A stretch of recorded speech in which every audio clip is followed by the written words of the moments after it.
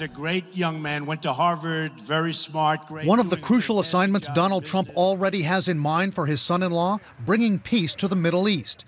He'll make a deal with Israel that no one else can. You know, he's a natural, Trump told the Times of London. Israel and the Palestinians are currently not even talking to each other. Getting them to agree on a deal has stumped America's most experienced diplomats for decades. Analysts say in order for Jared Kushner to resolve one of the planet's most intractable problems, he has to overcome at least two significant challenges: his lack of experience in diplomacy and President-elect Trump's rhetoric. Donald Trump has unreservedly aligned himself with an Israeli government that has been, at the least, extremely skeptical about moving forward with any realistic two-state solution. And in the course of connecting so closely with Benjamin Netanyahu, Trump has diminished the ability of the U.S., I think, to present itself as an honest broker. We asked the Trump transition team about those concerns. We didn't hear back. Tonight, Jared Kushner's appointment as a senior advisor to the president is also drawing controversy because he's married to Trump's daughter, Ivanka. Transition team officials say they do not believe anti-nepotism laws apply to presidential advisors, but legal analysts are split on the subject. Kushner is pledging to take no salary and give up his management roles at his own family's billion-dollar real estate empire and the newspaper he owns. His lawyer tells CNN he'll also sell off a significant number of his assets, including this flagship building in Manhattan, to his brother or to a family trust controlled by his mother. Ethics watchdogs question whether he can fully cut himself off from having a financial stake in government decisions. The family members will still benefit from the decisions he makes in the White House. And on the other end of this is what happens when he leaves government office. Are they then going to give him his interests back? It's not really divesting himself of this. It's not separating himself from his financial interests. And Donald Trump could still face political blowback for appointing his daughter's husband to such a powerful position. I'm committed to working with Israel and the Palestinians to reach an agreement.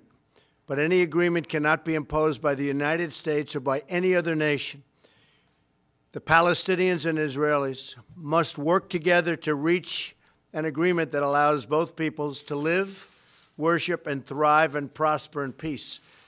And I will do whatever is necessary to facilitate the agreement, to mediate, to arbitrate, anything they'd like to do. But I would love to be a mediator or an arbitrator or a facilitator, and we will get this done. But there can be no lasting peace unless the Palestinian leaders speak in a unified voice against incitement to violate and violence and hate. There's such hatred, but hopefully there won't be such hatred for very long. All children of God must be taught to value and respect human life and condemn all of those who target the innocent. Over the course of my lifetime, I've always heard that perhaps the toughest deal to make is the deal between the Israelis and the Palestinians. Let's see if we can prove them wrong. Okay? Okay. Good. And from the ashes of their world, we'll build a better one.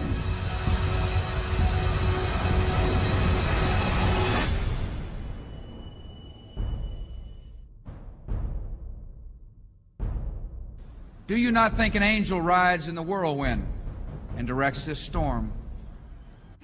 Out of these troubled times, our fifth objective, a new world order can emerge, a new era, freer from the threat of terror. This work continues. The story goes on. And an angel still rides in the whirlwind and directs this storm. A world where the United Nations, freed from Cold War stalemate, is poised to fulfill the historic vision of its founders. Dictator Bashar al-Assad launched a horrible chemical weapons attack on innocent civilians. Using a deadly nerve agent, Assad choked out the lives of helpless men, women, and children. But hold on. Here we go. This is a few days ago. And this is actually before all this happened, because myself and a couple of other channels actually predicted this was the exact line they were going to use. According to the story, Assad used chemical weapons on his own people, which makes absolutely no sense, because why would anybody in the world use chemical weapons against their own people, even though the story was used on them 3 years earlier? And it turns out it was actually the rebels who were actually funded by the company that wanted to bomb them for using chemical weapons on their people in the first place. So what you have to do is get the whole country whipped up in a frenzy, get a new president in here who wants to make America great again, whose friends all own the rocket companies, General Electric, the Tomahawk missile plants, and the military, Halliburton. You get all those guys together, and then you just say, screw it. He used chemical weapons, and now we're going to bomb him. And you dump 59 Tomahawk missiles on everybody, and everything's great. And then you go around to all the science magazines that you own, because only 6 people own everything in the media, including Live Science, Time Magazine, Nat Geo, whatever, and you start explaining. You don't show the human casualties. You just show it has fairly long legs. It doesn't have the speed. It doesn't have the speed of some other missiles, but it has really long reach. Anytime there's some defended airspace and the goal is not to put aircraft pilots in harm's way, you want a longer range missile. And that's exactly what we did. We made up another stupid fake story. We put another guy in office that people thought was on our side, and now they're marching straight ahead forward. World War III and then the New World Order. I'm pretty sure I just said this entire story was going to happen 4 months ago, because it has to happen.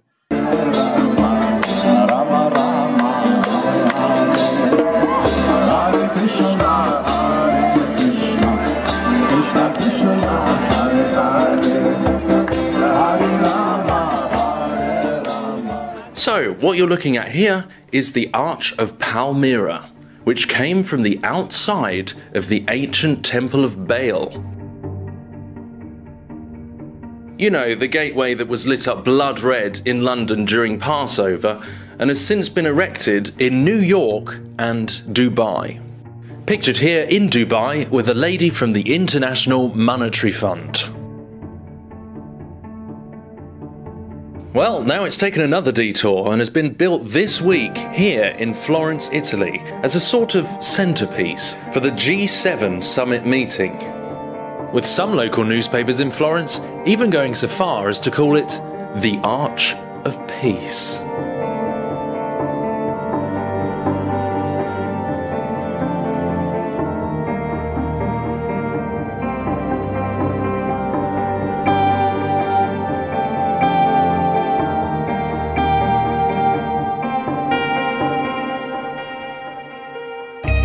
A group of Italian architects are reconstructing the arch using 3D robotic printers to bring the historic ruins back to life.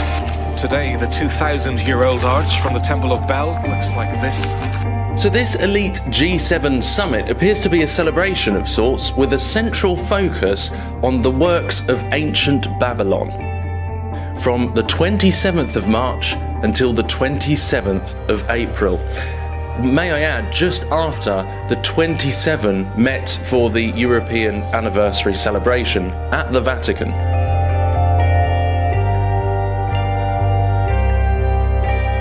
And remember, it was only a couple of months ago that in the Colosseum there was this whole display of Nimrod rising from destruction and the link to Palmyra. We keep seeing the same links over and over again.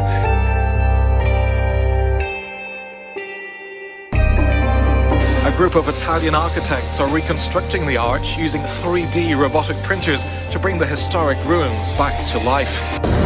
This is how Palmyra looked as ISIL took control, the triumphal arch before the group destroyed it. Today, the 2,000-year-old arch from the Temple of Bel looks like this. Today, the 2,000-year-old arch from the Temple of Bel looks like this. So let's take a real look, in context, without our blinders on, at what this event is really about.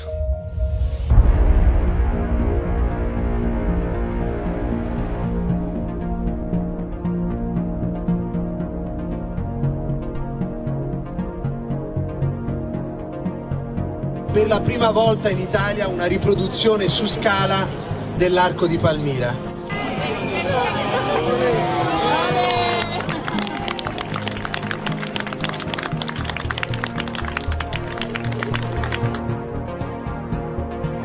A chimera is a creature from ancient Babylon. It's basically a blend of two creatures together, like a lion and a dragon.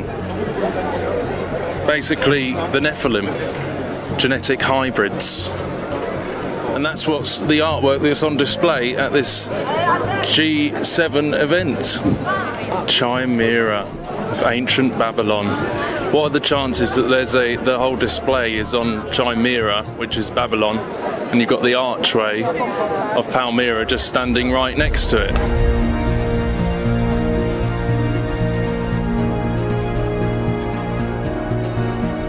And why do you think that they are celebrating the culture of ancient Babylon? Because this is the religion of the Luciferian New World Order.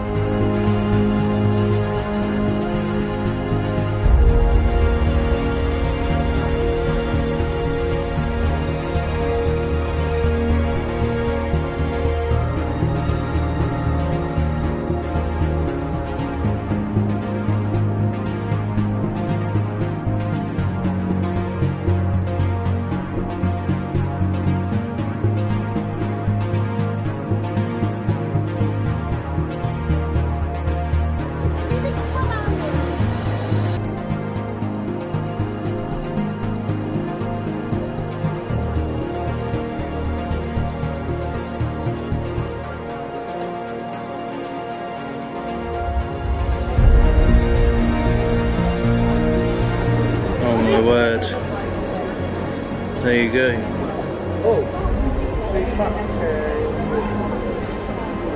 Wow.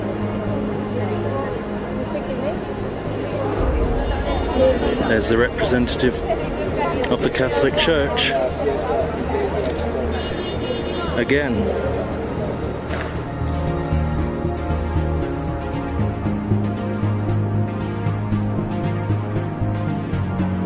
So I decided to walk back tonight through the streets of Florence to show you one last thing about this arch, which I find kind of strange symbolically about where it's positioned.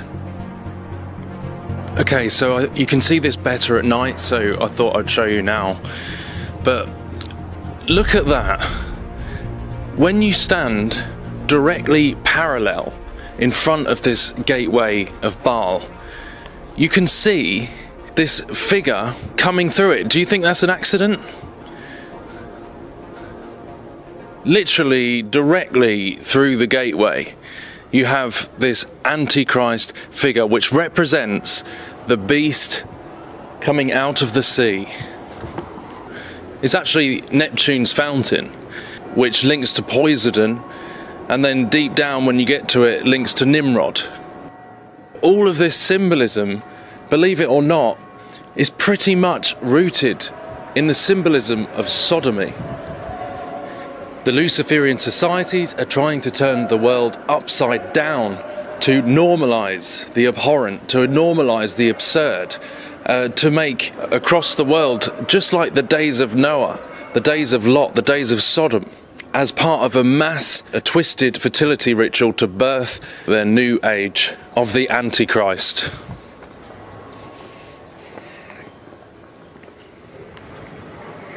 Okay, I'm going to pray in front of this like Pastor D did in London. It's the same monument that's been going around the world: New York, London, Dubai, and now Florence.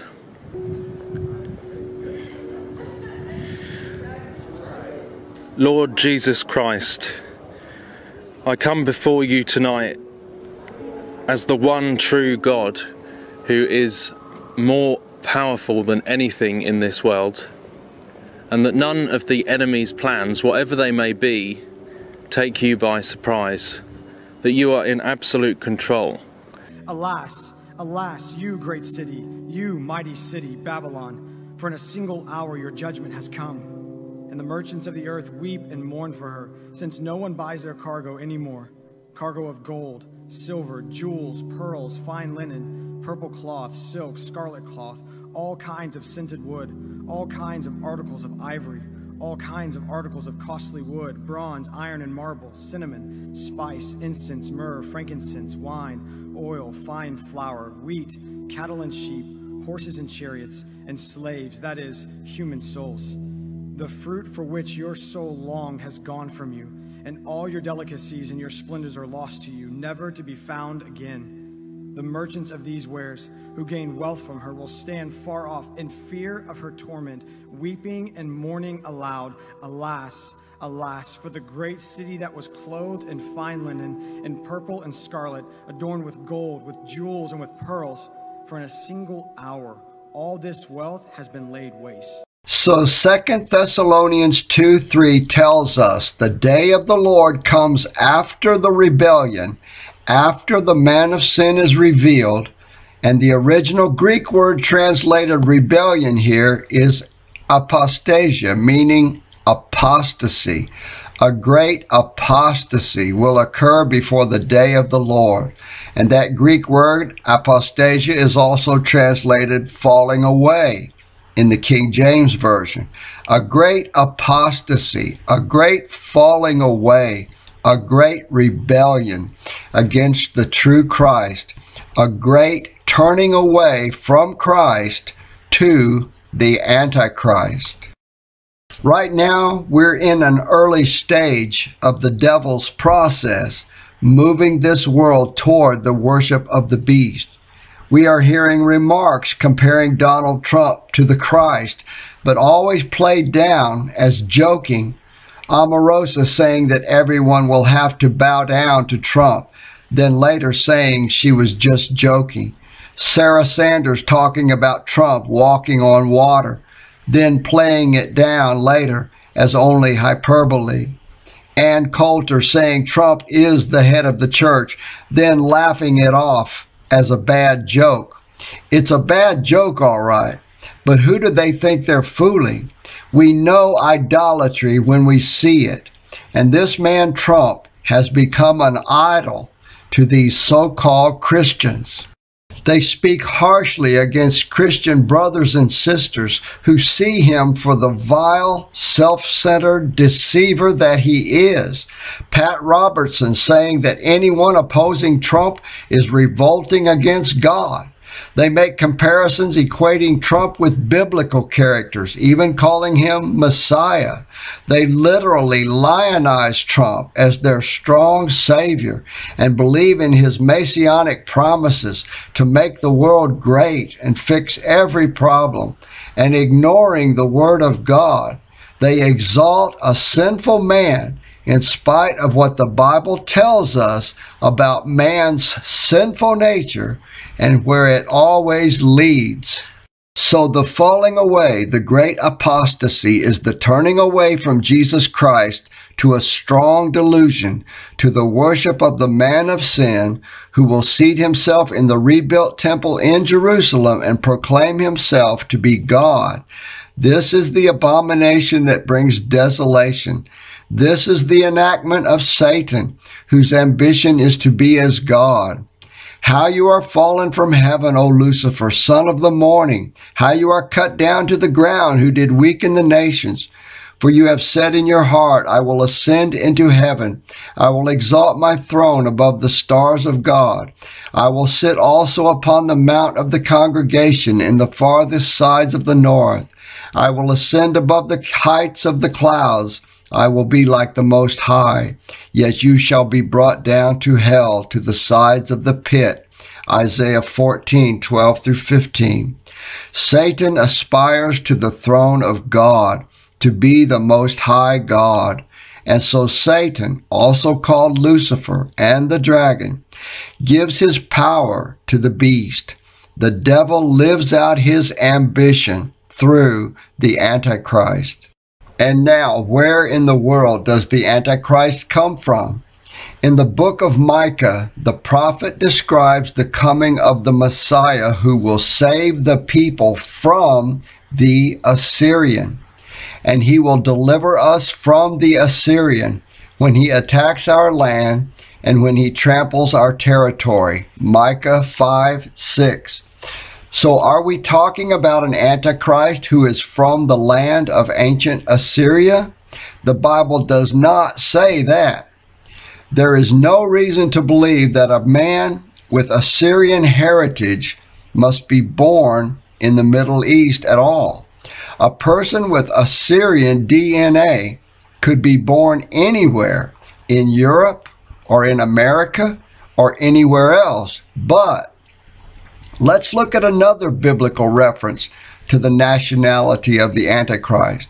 Daniel 9:26 says, "The people of the ruler who will come will destroy the city and the sanctuary. The end will come like a flood.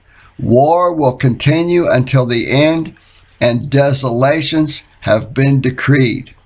So the people of the end-time Antichrist are the people who destroyed Jerusalem and its temple, and those were the Roman soldiers. So the people of the coming man of sin are the Romans. So he is Roman. So now we have what might seem to be a contradiction. The Antichrist is called both an Assyrian and a Roman. But the word of God is true, and there is a resolution. The Antichrist will have both Roman and Assyrian DNA. He will have a heritage that is a mixture of the two. And again, his birthplace is not specified in the Bible.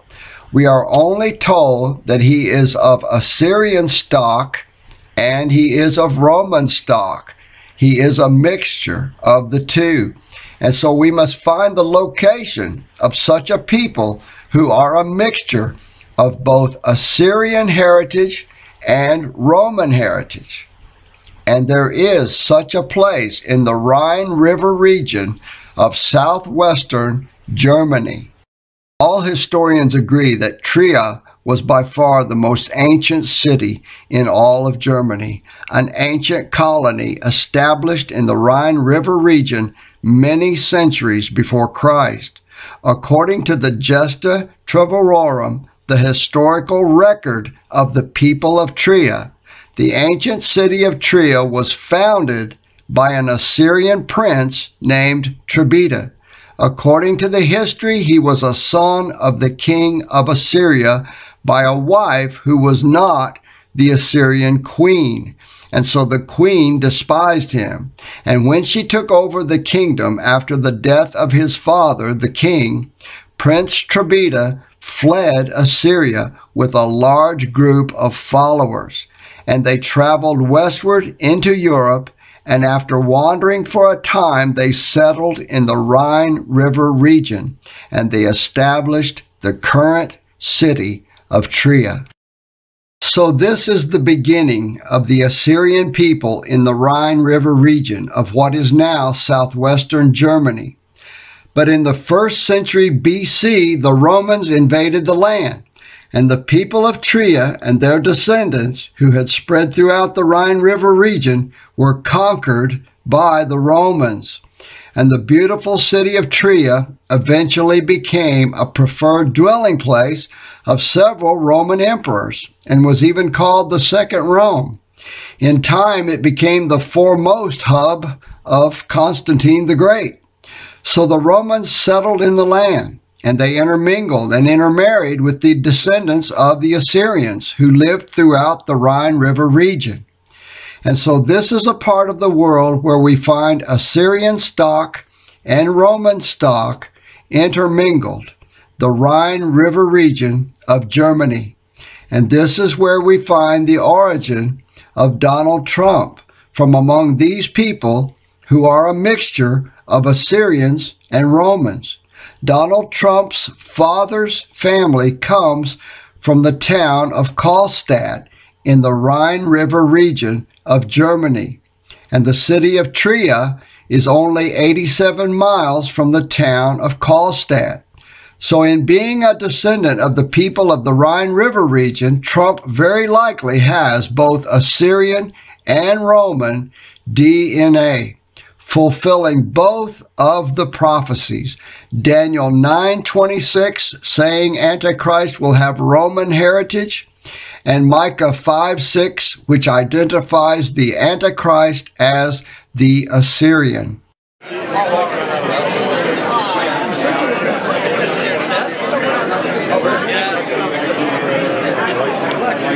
Taking pictures now.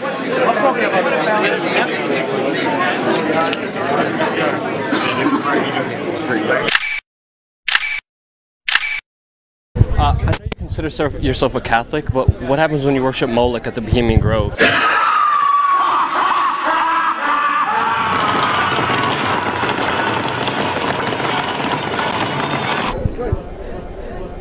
New York Post says that male prostitutes are shipped into the Bohemian Grove.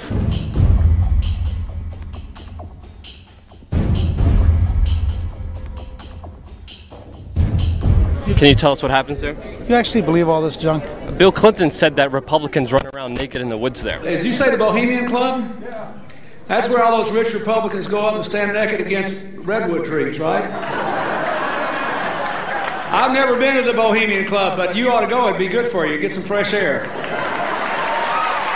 And you don't want to know what Richard Nixon said about the place. The Bohemian Grove that I attend, one time at a time, the Easterners and the others that come there, but it is the most faggot goddamn thing you will ever imagine in San Francisco crowd, because it's just terrible. I mean, I never want to shake hands with anybody in San Francisco. That's the place you attended. It's a secret society. Can you tell us at least who invited you?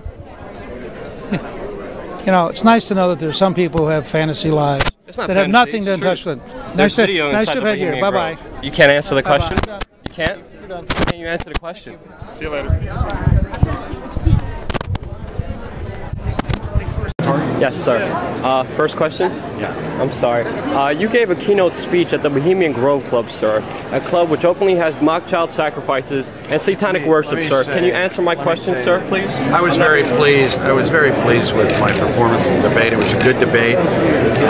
What about the Bohemian Grove Club, though, sir? That's very important. They do mock human sacrifices there, sir, and you reported being there. I was very pleased with my performance in the debate. Sir, why did you ignore my question, sir? Can we have open dialogue? If you want to be president, let's have an open dialogue about this. You just ignored me, sir. It's not nice. It's not. It's running up a storm about that Bohemian Grove over there. Human sacrifices and male prostitutes shipped in there yearly. I should like to know what goes on over there. That's respectable stuff. I know, isn't it? It's disgusting. What you're doing is not respectable. Oh, I'm sorry. I thought you were talking about what the governor does over there yearly at Bohemian Grove. This is about the debate. This is not an open news conference. Right. Well, with the governor, there's never an open news conference. He talks about AIDS and health care and the same stuff over and over. Governor, Bohemian Grove, actually, you said before that did you or did you not attend Bohemian Grove in San Francisco? You've been ignoring this question for 3.5 years, Governor.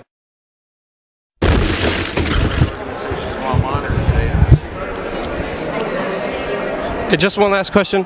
Last time we talked, you were kind of like setting up a storm when I brought up the Bohemian Grove. Why is that?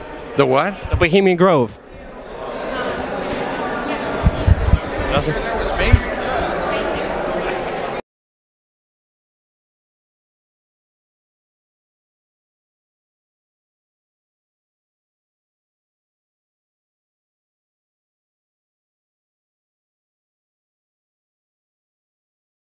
You know about their agenda, their means of control and manipulation. But now, take a look inside the demented life of the ruling elite.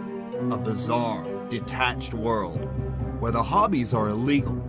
I was stripped of my clothing and began running before I would be hunted down. The parties are private, and the menu is to die for. Prepare to see the creepy objects they collect, the sickening presents they exchange, and learn the shocking lengths they will go to try and achieve immortality. As has been noted by observers and historians for centuries, the elite are not like you and me. She rose up like a bulldog, and she tore the flesh from the shoulders of this girl.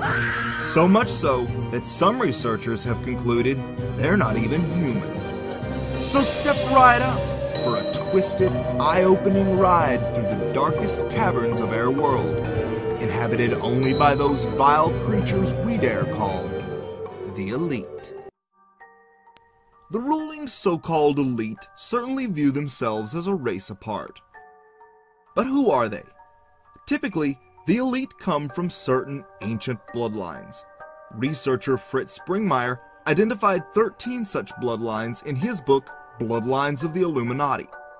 The elite are obsessed with genealogy, many tracing their bloodlines back thousands of years to ancient Sumer and Babylonia. These are the people at the top of the pyramid who fund both sides of wars, spark revolutions, make presidents their puppets, and they are weird. Not just eccentric or odd, but totally inhumanly strange and evil. A common distinguishing theme among elite circles is an inversion of everything. Good is bad, ugliness is beauty, and pain is pleasure. Think of the Addams family and their affinity for death and torture.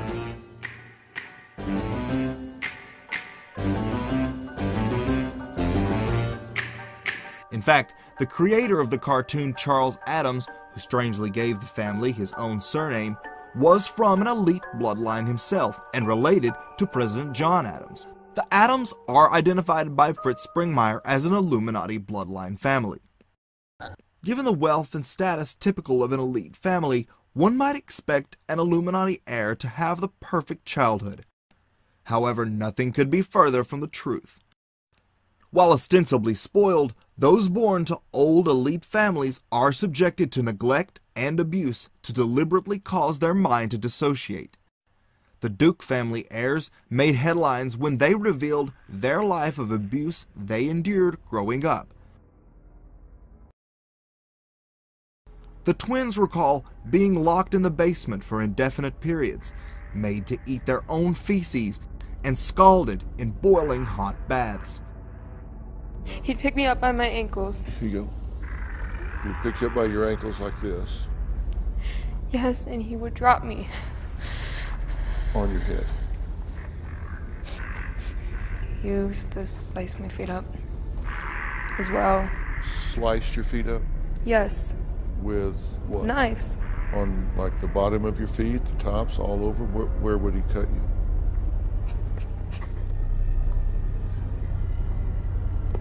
Everywhere. He didn't care. What other forms of abuse did these people perpetrate? We know you've been hit.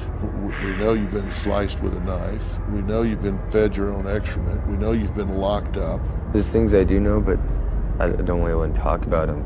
There's some things I don't think people should know. Do you get what I mean? There's stuff that I don't even want to talk about. I just remember nannies used to play Russian roulette with us. They thought it was funny.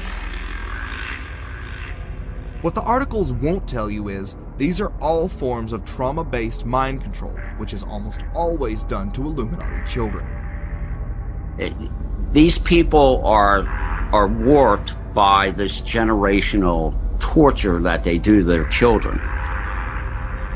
And so they get to you as an early child. You're raped at least once a week when you grow up in a satanic family. You're beaten. You're put into small cages.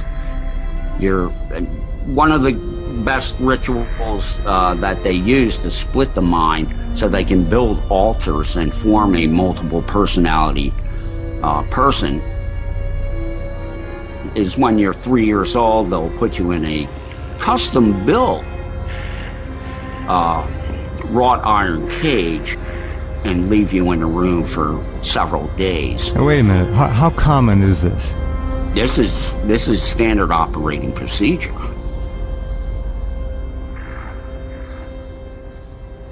Generational child abuse has been passed down in their families for hundreds of years.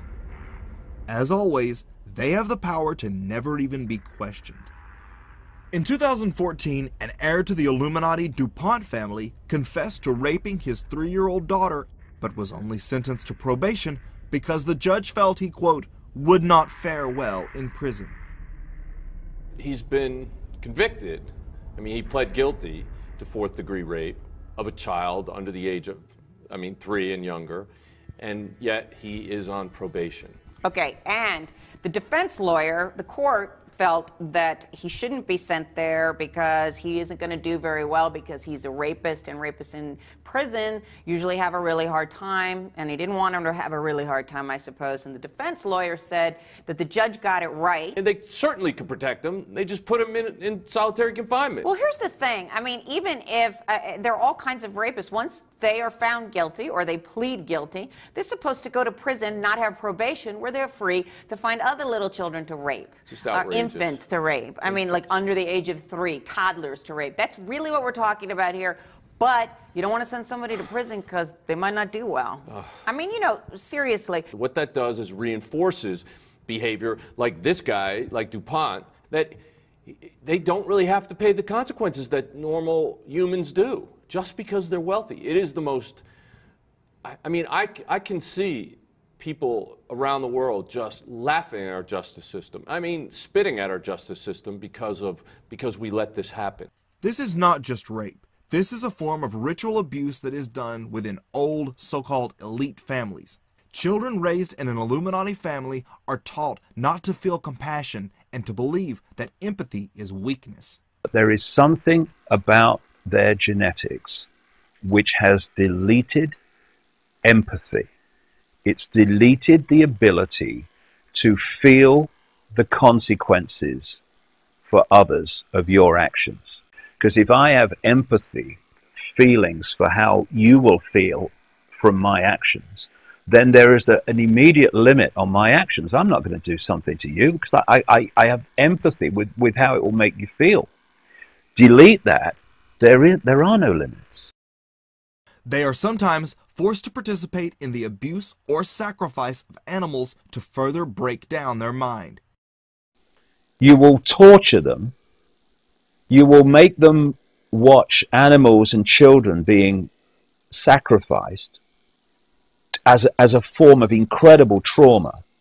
You'll find out their greatest fear, and you'll make them experience it over and over again to break them mentally and emotionally.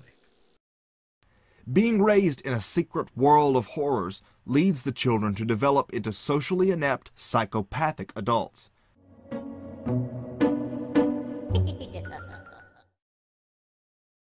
Leonardo da Vinci, Vincent van Gogh, just a couple of the names that come to mind when we think of beautiful art. And of course, the aristocracy is sponsoring today's generation of talented, inspirational artists. Wrong. While the elite do keep masterful works of art hidden away in their private collections, the art they truly fawn over is not really what most would even consider art. In total celebration of all that is grotesque and repulsive, the sick individuals who run our world pay outrageous sums to collect the most disturbing art they can find. I was reading this morning on ABC News about the Sultan of Oman and other people, you know, buying artwork, buckets of maggots. I told you they love buckets of maggots. Images of dead children and maggots, crystal skulls, formaldehyde, fish tanks with dead cows in them, dressed in gold. You know, Jesus with maggots all over him. And I mean, they'll spend 10, 20 million a piece.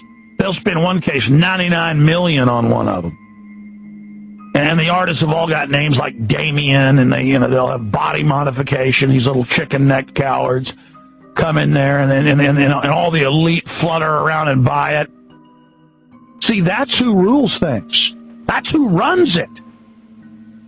Imagine having a jar of maggots covering some rotten flesh. Or images of their favorites are dead babies covered in maggots, but because of laws, it'll be a fake baby covered in maggots. And it's just, you know, all these elite homes, oh, let's go to the room where it really shows who we are. And that to them, it's so beautiful. Images of demons eating babies. Images of maggots covering everything. Maggots, you know, cans of human feces for millions of dollars a piece. And they'll tell you, they write about it. They say, well, we buy $99 million maggot buckets because it shows our adoration for the maggots in death. It is worship of the maggots. These are, if I had to describe the New World Order, they are maggot worshipers. And I don't just say that. I mean, they really are maggot worshipers. That's their works of art. You see, this is just the front of it. The maggots, the dead kids, the golden calves covered in maggots and crap. This is what they're into. They are the rotten flesh maggot cult. And to them, stinking flesh, rotten death, piles of blood, vomit, bile is beautiful. It's gorgeous to them. Whereas a normal person recoils. A normal person loves a gorgeous vista, the ocean, a sunset, a beautiful woman, or a man could admire, a athlete or a singer. No, that's not what to them, high culture is murder, death, children begging for their lives, howls of pain.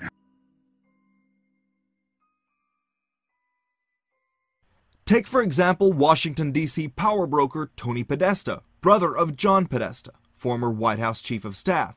His home is filled with disturbing paintings of children being stripped down and tortured. He has a golden statue known as the Arch of Agony, modeled after the posed corpses of serial killer Jeffrey Dahmer's victims.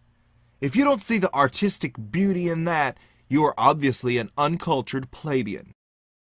When a cannibal painting was found hanging in John Podesta's Clinton campaign office, his only comment? It's better to be the guy with the fork than the guy on the table. Another so-called artist admired by Tony Podesta and the like is Patricia Piccinini. This woman creates realistic sculptures of absolutely grotesque, lifelike monsters and repulsive human hybrid creatures, often depicted clutching children in disturbing poses. When the holiday season rolls around, malls and electronic stores are packed with frantic customers desperate to get this year's it item. Let the shopping, the saving, and the shoving begin.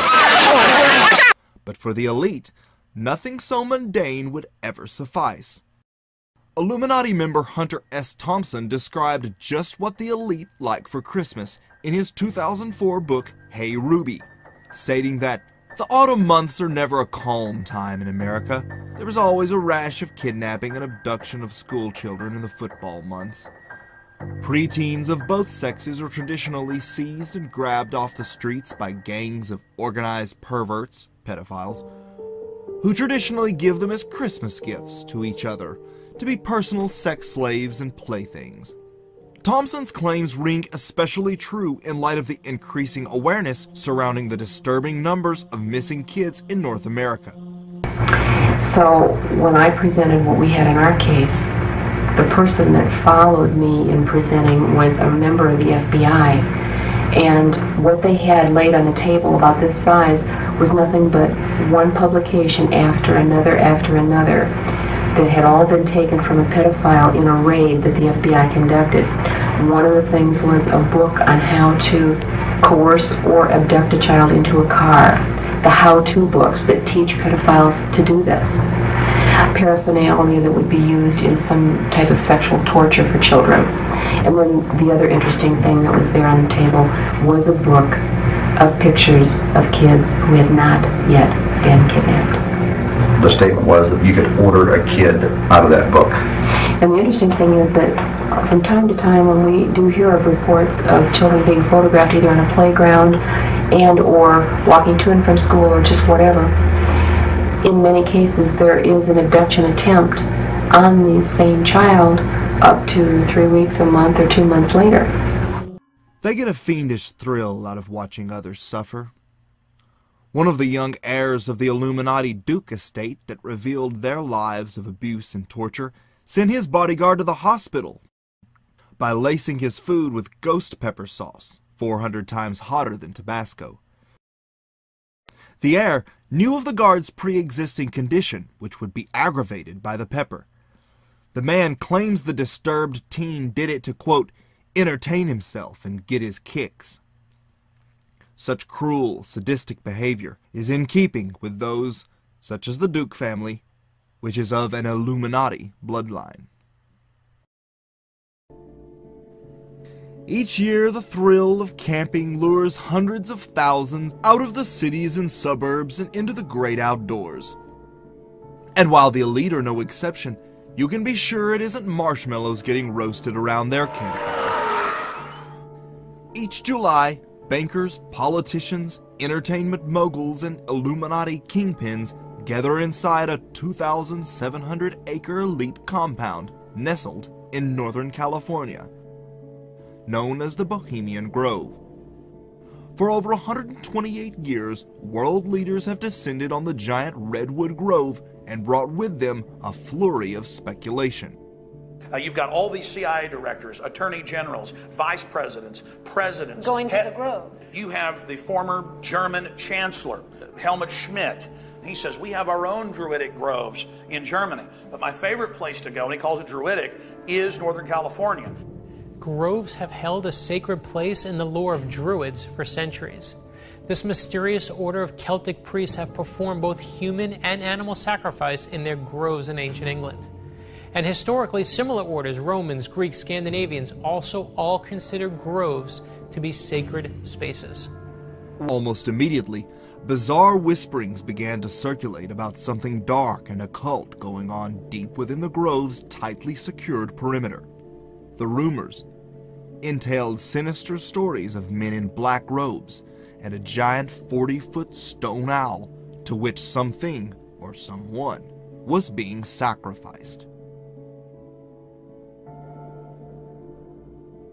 The unworldly reports were all proven true when radio show host Alex Jones infiltrated and filmed the notorious cremation of care ritual. Grove members claim this to merely be a mock human sacrifice, but many researchers insist real human sacrifices take place as well. We shall read the sign. Midsummer sets us free.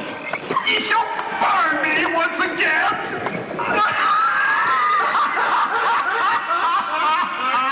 Now with these flames, which hither ye have brought from regions where I reign.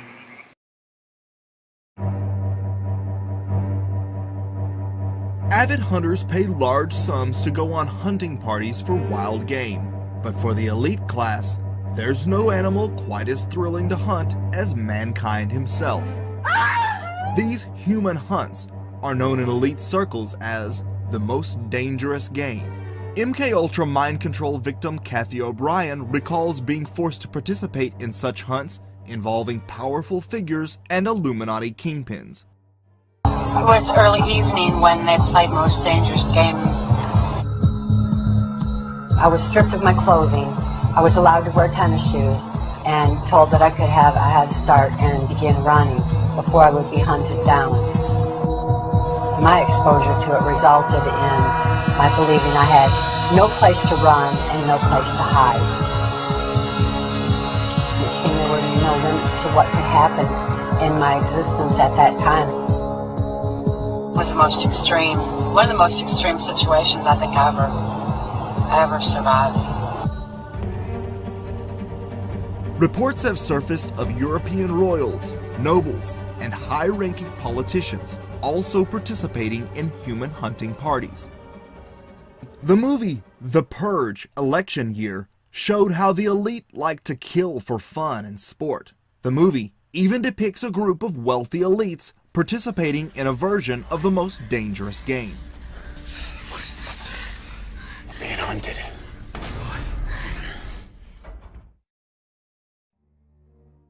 After a long day of hunting down terrified captives, there's no better way for the elite to relax than with a nice, fresh drink of human blood. The most sought-after high among the elite comes from an extremely rare, yellowish-brown drug obtained by sacrificing a terrified victim and using a hypodermic needle to extract a substance known as adrenochrome from the base of the neck, or in lesser effect by drinking the blood of the sacrificed person. Where'd you get this? Never mind, it's absolutely pure. What kind of monster client have you hooked up with this time? Satanism freak. I think there's only one source for this stuff. The adrenaline gland from a living human body. I know. The guy didn't have any cash to pay me. He offered me human blood, said it would take me higher than I'd ever been in my life. Thought he was kidding. So I told him I'd just as soon have an ounce or so of pure adrenochrome. Many Illuminati elite are addicted to the extreme high of human adrenaline, secreted at the height of terror.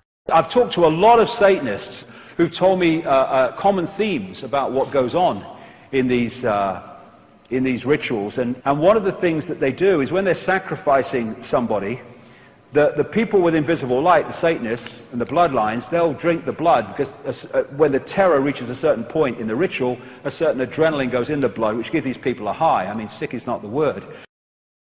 Cannibalism is another particularly enjoyed practice among the elite, often done in a ritualistic nature.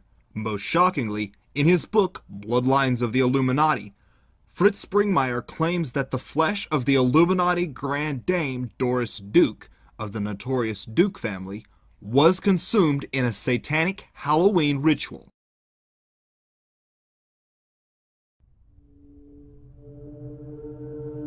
What differentiates the elite bloodline from everyone else?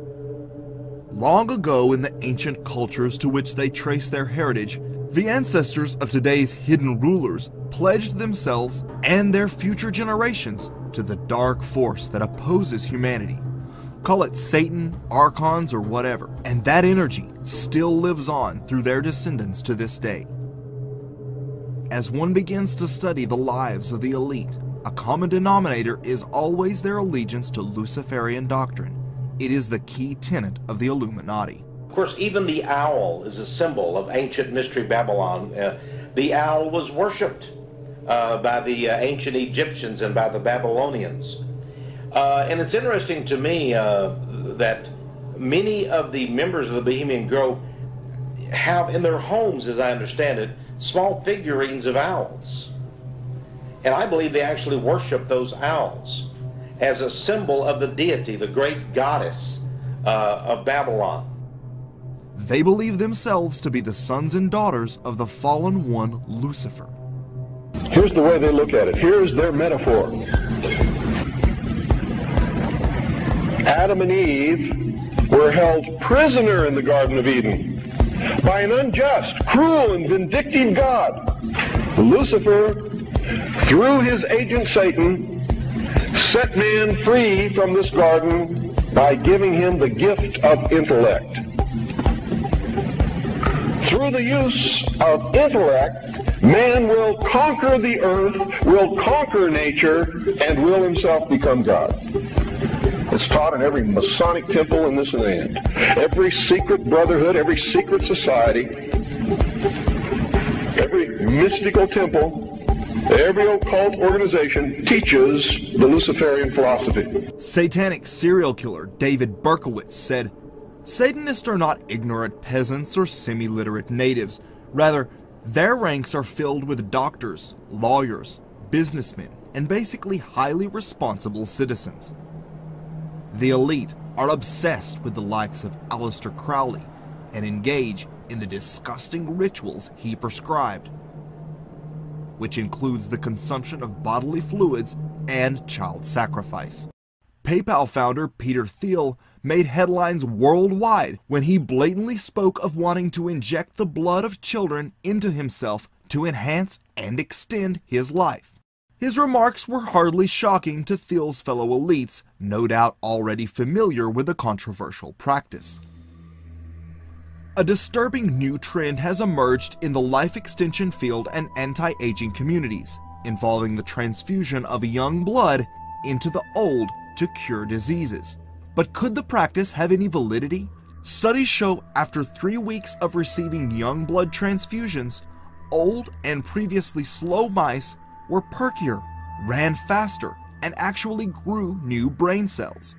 At a conference in San Diego, Sekura Minomi said her team had seen a rejuvenation effect on the brains of old mice. If studies such as this are now being presented, You can bet the elite have had this information for quite some time, and we wonder why so many people go missing. In fact, the Queen's mother is reported to have had several whole-body blood transfusions, supposedly up to one a month at one point, and the Queen likely receives them herself. It was the Queen Mother who lived a century, who admittedly got whole-body blood transfusions from young people on a monthly basis. In fact, they've been trying to suppress it, but some evidence shows the Queen of England is routinely getting blood transfusions. A lot of rock stars get them.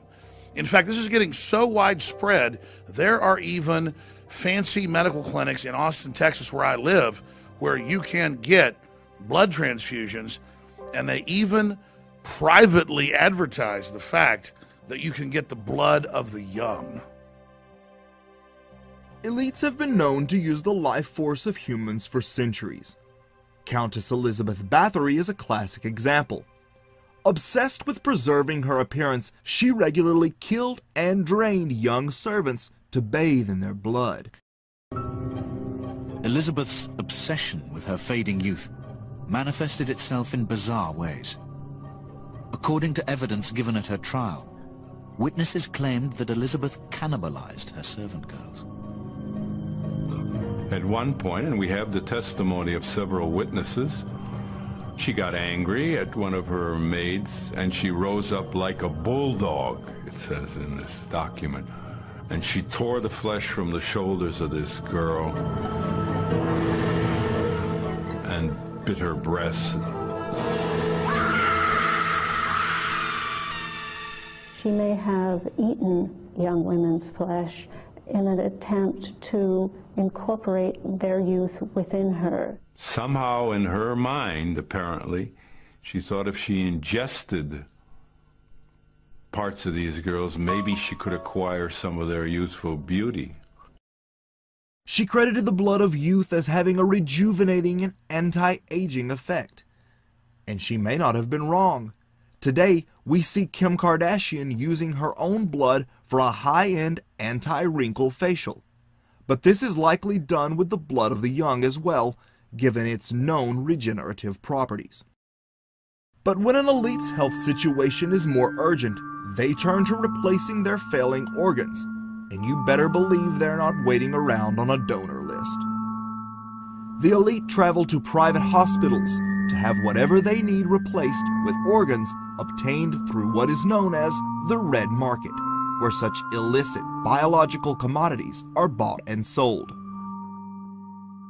But what good is healthy young organs and advanced life extension technology if you can still be killed in a nuclear attack or civil unrest? Not to worry, the elite have all that worked out as well.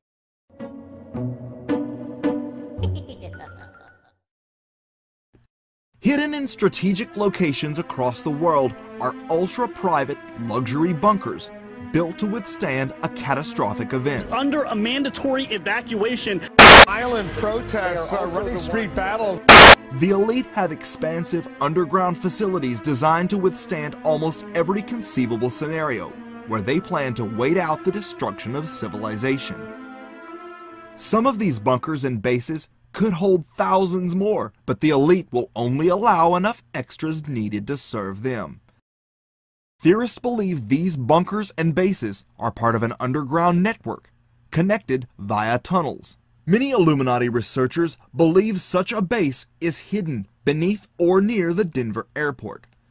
The mysterious airport has long drawn suspicion from investigators and observers alike due to its strangely over-budget cost, frightening statues, and macabre apocalyptic murals.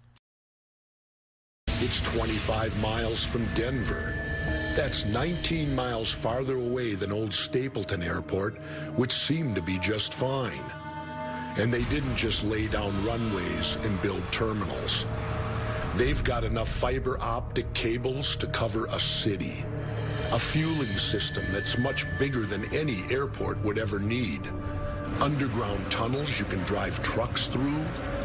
And it just happens to be in the middle of a big, flat, vacant piece of land that's twice the size of Manhattan. uber elite anticipate living it out down in luxurious bunkers, imagining the suffering taking place above them.